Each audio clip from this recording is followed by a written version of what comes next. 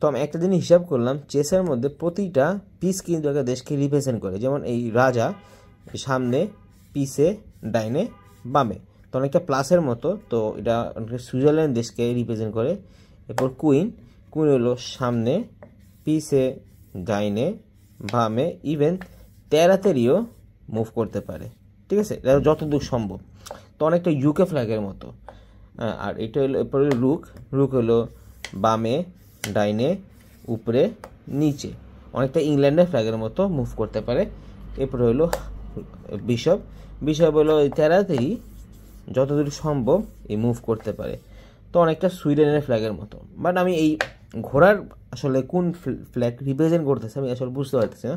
কারণ ঘোড়া যায় কেমনে, উপরে গিয়া ডাইনে, নিচে গিয়া বামে, ডাইনে গিয়া নিচে, আর বামে